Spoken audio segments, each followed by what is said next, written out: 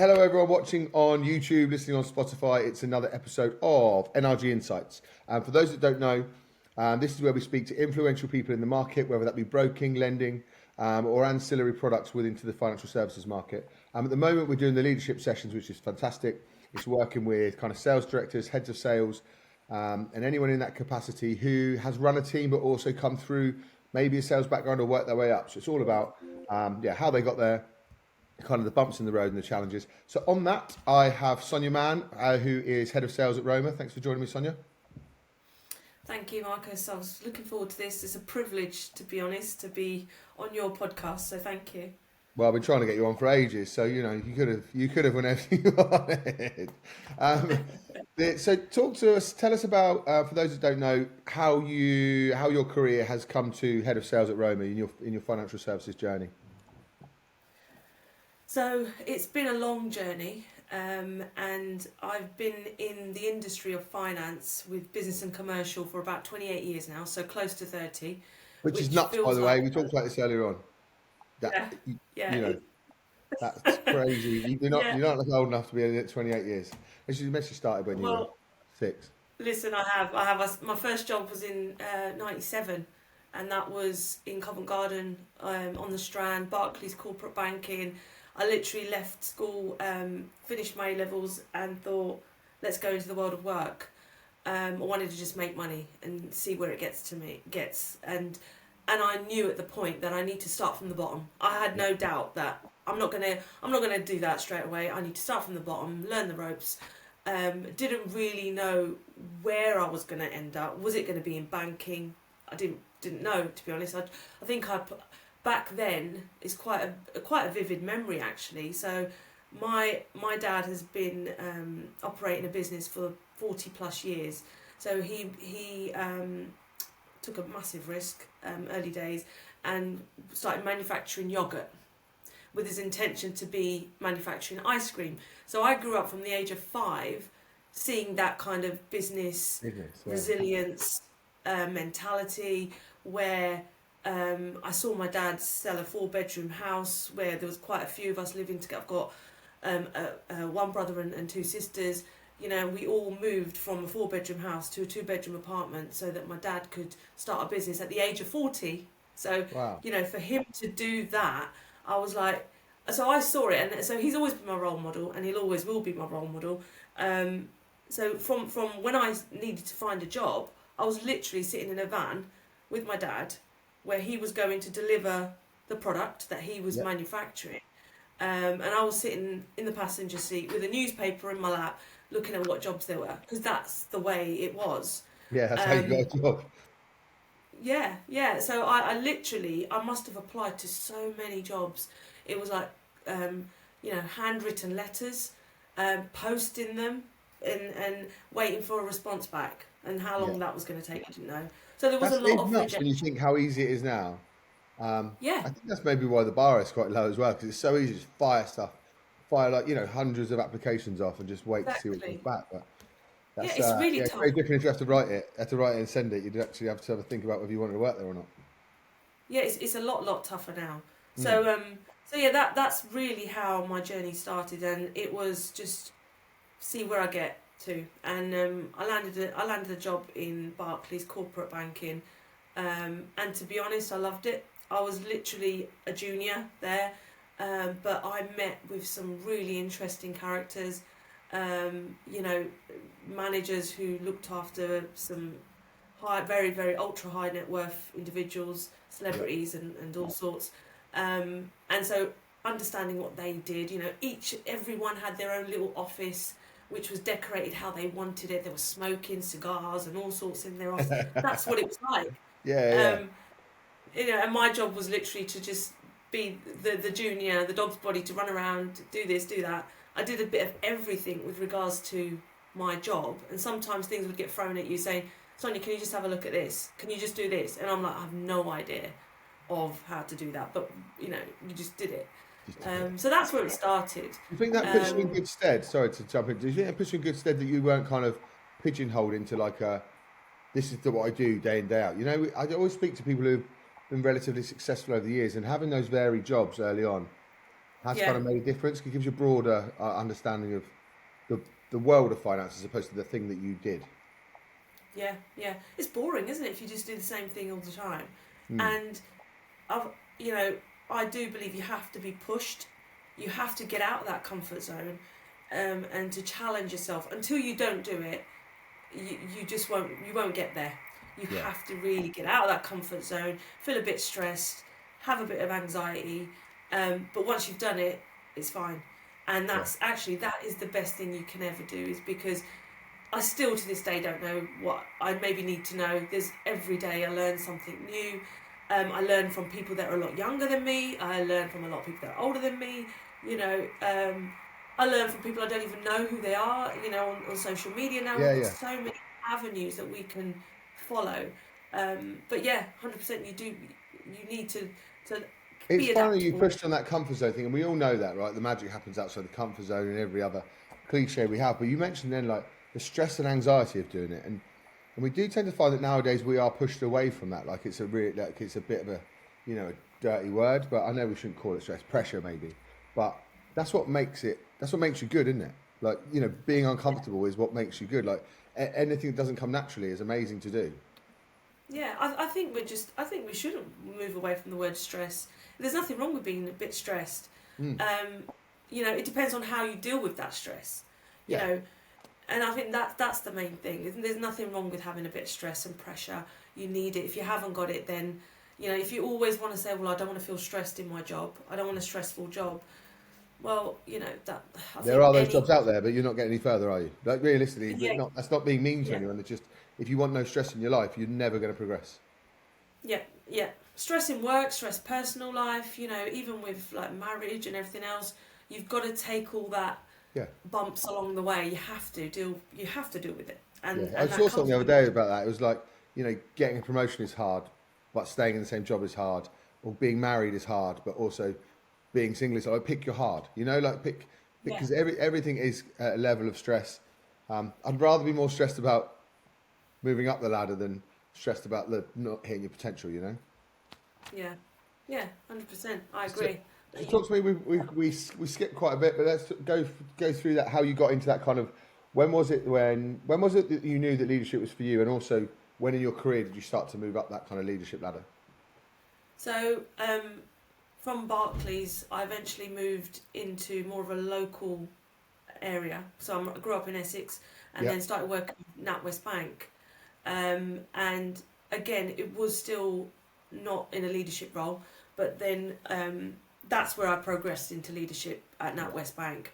Did they push it there? Were During they that, quite good at pushing it? Because when I speak to people who come from corporates, they're yeah, pretty good at that leadership. I think we lack it in some of the smaller, in our side of the business, like the specialist side. But I think in the corporates, they're pretty good at getting that leadership programs and that kind of thing, aren't they? yeah, they are. They are. There was, I mean, when I was in NatWest, I did a program called Determined to Lead. I think that's what it was called. It feels like ages ago, but that was a It really was. good program, and they put a lot of effort into that with the team, and Yeah. it was good. Do I remember much of it? Probably not, but I use it I without was going to knowing I say you know it. probably use more than you remember. Oh yeah, 100%. You do. Yeah. Um, so yeah, so I was at NatWest for about 18 years, and then went into a leadership role whilst I was there, and went into invoice finance, and that's where I led a team of like client relationship managers, Yeah. and that's where my leadership journey began. So from being in sales, in corporate sales, BDM roles, relationship manager roles, from that then transitioned into leadership. And And what was you're the right. reason for that transition? Was it just like when did you feel like what I want to be a leader? It was more about what people were telling me my skill set was. And Right. I then realised actually, yeah, that's true. I saw a lot of people around me who became leaders but didn't like the pressure, didn't like the people management, didn't like that side of things. Um, and I think with me, working with a lot of different managers within NatWest, 18 years, I worked with Yeah. so many Yeah. different, bosses, leaders, managers, whatever you want to call them. Some were good, some were not so good. And that's when I picked up certain traits from them and thinking I could have done that better, or you know I worked better under that kind of management Yeah. Yeah. skill. And then a lot of people around me, it's so funny actually. It still happens to this day. I can be talking to someone and they'll tell me everything about themselves, stuff that I don't really want to know. But actually, I'm quite easy to Yeah, approach yeah, to be able to say, "Oh, Sonia, by the way, this." So I used to get that generally at work, and a lot of people used to sort of be very open and honest with me. So I it just naturally fell into leadership, yeah. and then That's a when I really started interesting managing, trait to have, by the way. To have a trait where yeah, people are so open and honest. People say that a lot when they go, "Oh, I didn't expect to be talking to you about that." But I think it's a. I mean, I interview people for a living, so you'd imagine they'd get deeper with me. But it's a good trait to have that people have that kind of trust in you that they want to divulge more in you, whether you want it or not. yeah, yeah, exactly. But you know that's what it is, and that's how I adapted into that leadership role. Yeah, And to be fair, that team thrived whilst I was there because I worked with them for so long anyway. But then going into that leadership role, getting them to the next level that they needed to get to individually, and the main task was to get that business customer service, sales growth, you know, and that relationship was really important in that role. So it yeah, was that relationship building with our portfolio of customers. Um, that was really important. So our sort of our scores with regards to our net promoter scores, our internal employment engagement scores, they kept going up, which was right. really good to see. So yeah, I could How see do you that. do I'm that? obviously doing How do you get the best out of those people? Because everyone isn't a natural relationship. I suppose they are if you've taken them on, but how do you keep getting those scores up? Like what? Because obviously everyone is very different, right? Everyone sells differently. Everyone speaks, Mm. you know, has a different kind of way they communicate. So what I'm learning this in the leadership thing as well. Like what is it that makes people so good at getting individuals to improve in the Yeah. whole team? Because everyone's so different. I think that's the thing. Everyone is so different. And Mm, if you don't adapt to everybody else being so different, then you can't lead a successful team. You've yeah, got to listen to what everybody is saying. Everyone is in a different part of their personal journey. So I think the main thing is listening to your team, but then also acting on something that's quite important to them individually. yeah, So not just, you know, I've seen management where they take the time to listen to you, and you know you think they're listening, but it's falling on deaf ears yeah. because then nothing happens after that. So it's Yeah. really important. I mean, there might be something that you can't actually, you've got no control on, and you can't actually do, but you will try to the level that you can in your position to Yeah. see where you can get to for that particular individual. Yeah. So I think that's the main thing. So you have to be authentic around people. You can't be someone who you're not. Be genuine. You know, Yeah. sometimes you just do have to be quite brutally honest with something that. How are you with that side of things? Do you know what? Do you know my biggest flaw is I don't like confrontation. So I think it's really hard to be a good leader when you actually don't want it. I mean, I've got other people in the business that do, so it's lucky. But how is that come naturally? Are you all right with it? Like I don't like. I think it's a trait of mine that I like to be liked. Do you know what I mean? Like it's hard to get. It's hard to do the confrontation stuff. It makes me uncomfortable if I make someone else uncomfortable. How do you deal with that? Yeah, I think you start with that conversation at the beginning. You Mm. know that this is going to be a difficult conversation, And and I I'm am wiggling actually. more than you. Yeah, yeah. I think if you're quite open and honest about it being a difficult conversation, Mm. and for the two people, if there's two people talking, Yeah. for them to be open and honest with each other and say, you know, I want someone to say to me, Sonia, that was, you know, I'm really upset about that, what you've just told me, and this is how I feel. I want someone to tell me the honest truth, and I'll tell them the truth back.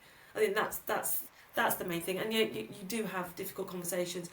I am probably that's one skill set that I'm still learning because, like you, you know, it is difficult to have them kind of Yeah, yeah. conversations, and I'm quite empathetic. You know, That's what I I've think. It's got the a family. upsetting people. You know, I find it quite difficult. I'd love to be able to like switch that off and just go. Yeah, You know, this is the problem. But yeah, like you say, it's a skill you got to learn as well, right? To be a leader, you have yeah, to kind of give bad news as well. yeah, exactly. And luckily, at the moment, I don't have to share too much bad news. Um, Yeah. so yeah, I'm fortunate enough that I'm working with some really good people. Mm, So there's not too much bad news to deliver. So yeah, it's that's good. nice. Nice position to be in. Yeah. So let's just talk about that on the negative feedback, not or just feedback as a whole. We all know that's so important, right? Because we can't get better without it. But Yeah. how do good leaders kind of relay that as well? I know it's touching on the not just the negative stuff, but um, just on feedback in general. Have you got a system where you're good at relaying it to either not upset people or excite people or reward people, however it is, or is it is Um, I think I think again it's a very individual thing, isn't it? Because everyone has a different skill set.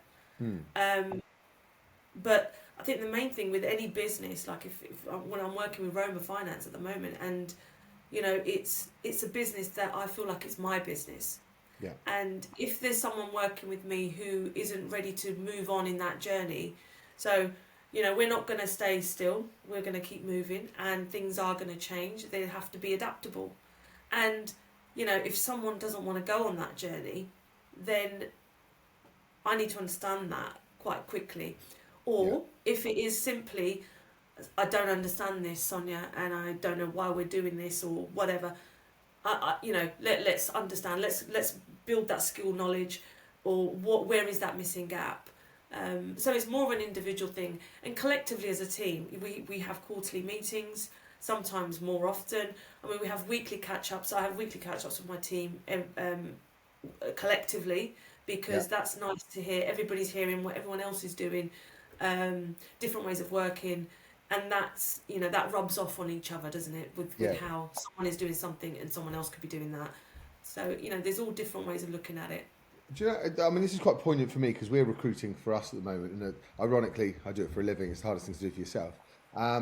But you said then you act as though it's your business, right? And we find the best people. We're looking at who are the best people in our business. Who do we want to emulate? And the best ones are people that act like it's their business. Yeah, But in real terms, we are in a sales role, right? So some people aren't there for the business. We're still dealing with egos of sales and that kind of thing.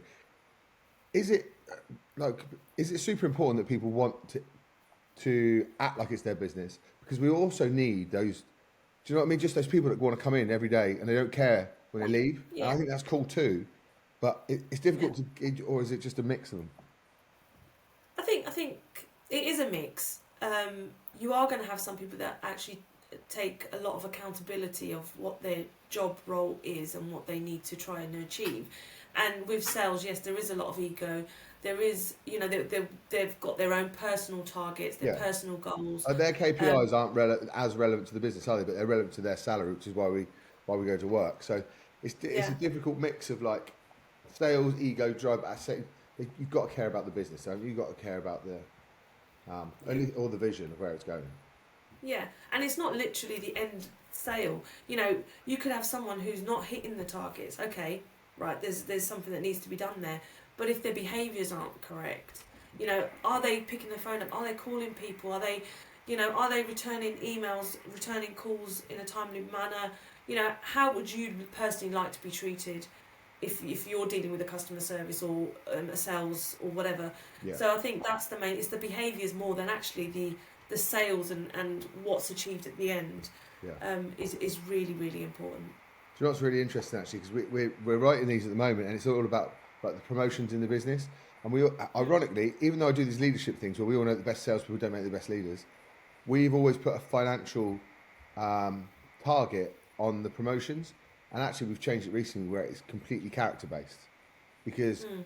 it doesn't matter. I mean, everyone gets if you get pay rise if you do the right billings anyway, but the senior titles we especially us. It's stupid that I tell people about it all the time, and I don't do my own business. But the senior titles are about character, aren't they? They're about, like you say, the behaviours, how you treat other people, way Yeah, over what you're billing, because that'll come naturally, right? If you're a good yeah, person and you're okay at it, you'll generate money anyway. yeah. I completely agree. I mean, I could be really honest here and say that with a lot of businesses that I've worked in the past, the ones where were not target driven, even though there was. At the Yeah, end of the day, everyone needs to make money, so there yeah. is an We've element got that to you keep the need to lights do. on. But there were the businesses where they didn't have a target for me. I probably thrived more. Really? And me must personally, I wasn't so fussed about targets in any of the businesses I've worked with. Mm. I wasn't comparing myself to others as much. I would be like, just go in, do my job, do it well, and that's it. Yeah. You know, Difficult and because I think it's really hard when I speak to like young guys who don't want targets. I think it's very different. Like if you've been through the stages of your career, you don't need one now. Like you don't need a target to work hard, right? That's just natural, I think. But I think we do need those KPIs set out for people who are a bit earlier on, or maybe like 'cause otherwise they don't know how they're growing, do they? They don't. Like we know that their some kind of character is getting measure. better and their Yeah. behaviour is getting better, but actually, yeah, how do you improve without like knowing the KPIs along the way as well? It's a tricky one. But I do understand what you're saying about you personally not Yeah. needing it.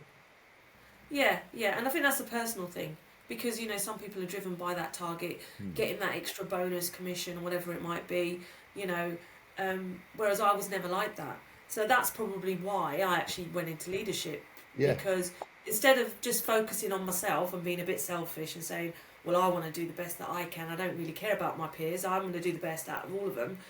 I wasn't like that, so that's a now. leadership trait, isn't it? We rather Yeah, than me. and so That's now I want my team to do well. So yeah, now not just me, I'm now relying on my team to do the best that they can, and hit the numbers, grow our business, have the right behaviours. I want people in the market to say, so and so at Roma, not me, my team, is brilliant yeah. because they reply back on time. They're quite clear and concise with what they want. Um, and that's what makes me happy. Is Yeah. just seeing a team that's working really well. And it feels like I'm having very obviously the same conversations every week, but I'm speaking to great leaders every week at the moment, and they're saying the same thing. Like, they, if you're naturally like, what about me? Where are my targets, my sales or whatever it is. It's really hard to be a leader because it doesn't come natural you to give a shit about someone else's. And actually, if you're not Yeah. that bothered about, it's weird because I could make it about me again, but I'm quite target driven. I like a target. I like to know that I need to bring an X amount to feed the team or whatever it is. But at the same time, I'm not a commission based guy. You know what I mean? I don't care. It's more about look. I need a goal, but it's not Yeah. money driven. So it's somewhere in between. Although my leadership stuff, doing all these leadership sessions, realizing that I've got a lot to learn. Um, Yeah. so how do you deal with like the big like we said before, like we all know, like it's not even embarrassing to say it with salespeople. There are a lot of egos, a lot of people can be quite precious about deals or whatever, or being tops. You got to drive everyone differently. So how do you deal with that as a kind of a head of sales? How do you look at, because you still got to treat everyone as a team, right? But there's a lot of different egos in there. How do you deal with those? Um, I just, I treat that person as they are. They're being authentic. That's them. They've Mm. got that ego. Is it going to cause a problem for anybody else? Are they going to upset somebody else with that ego? If that is going to happen, it needs to stop, Yeah, or it needs to it's change. a fine line between ego and arrogance. You got, I mean, Yeah, exactly. So yeah. if there's arrogancy there, then something needs to change Hmm. because it can affect others within the team. It could hurt people's feelings or whatever else, and it's just not the right way to be. Yeah, So then that needs to stop, and that's a personal conversation, isn't it? yeah. But I have found that like you've obviously spoken to some really good women in Mm. leadership, Yeah, incredible.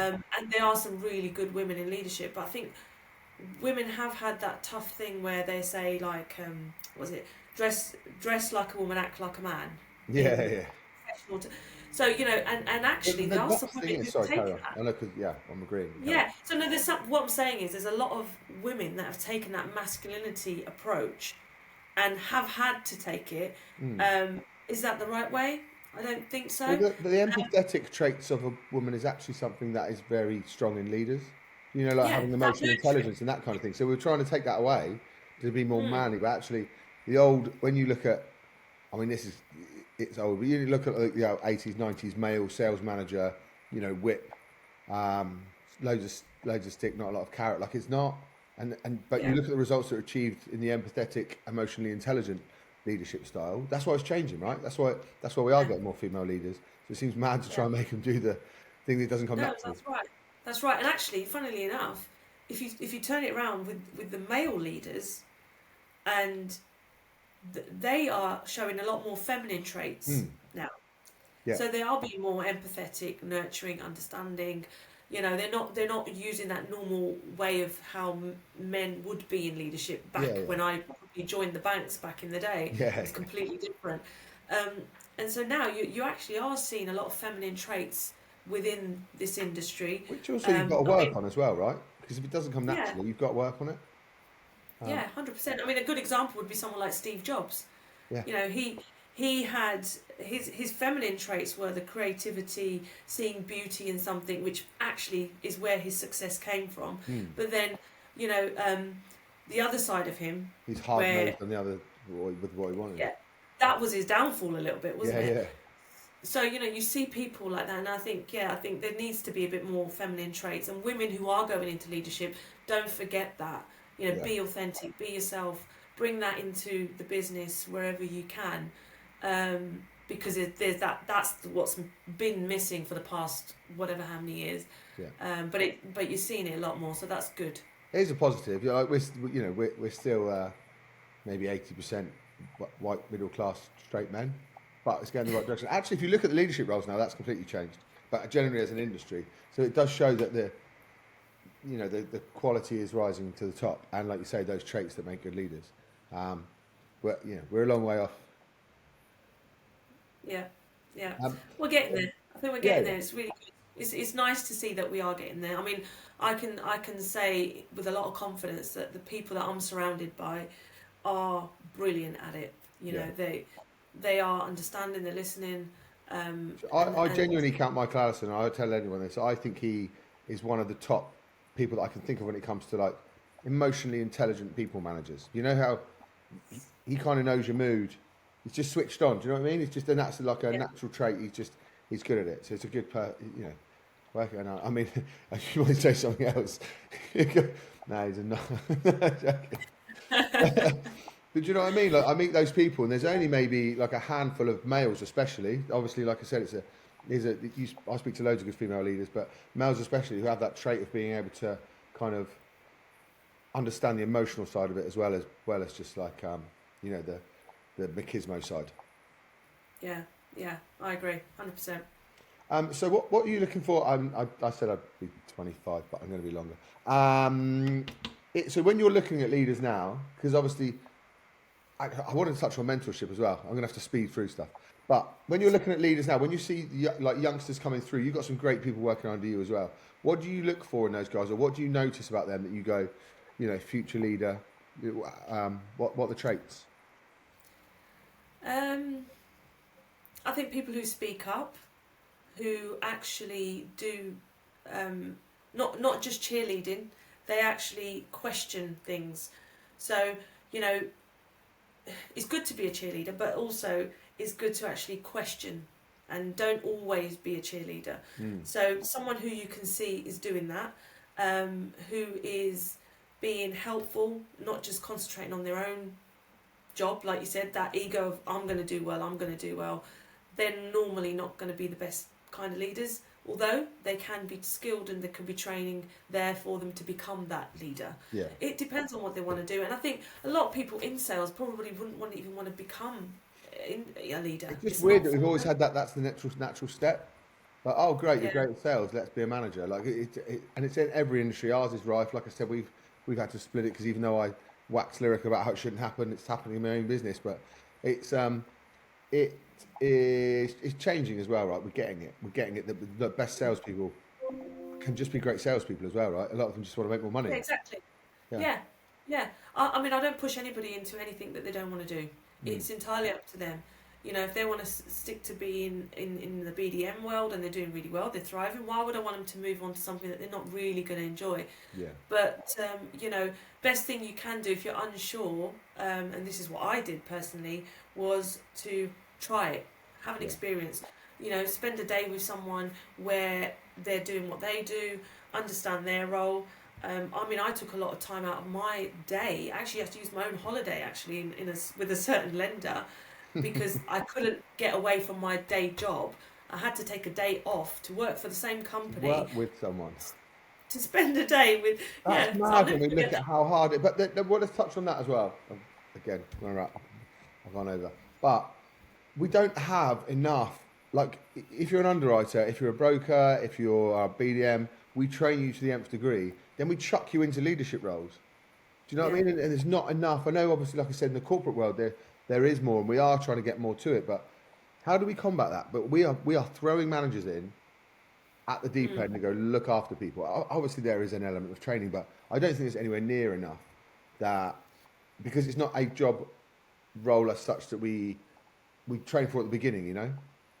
Yeah, you're right. There isn't enough training programs out there for leadership, and if there are, they're quite costly for some of the businesses that we're in. You know, they can't afford to pay for that kind of training. So it is difficult. Leadership normally comes from the leaders that are already in the position there. Yeah. So look and learn from what people are saying inside the business already. I think that's one thing, but I think that's that transition. That's where you can see there's a good leader. Yeah. And sometimes it is trial. trickle down effect into making good leaders.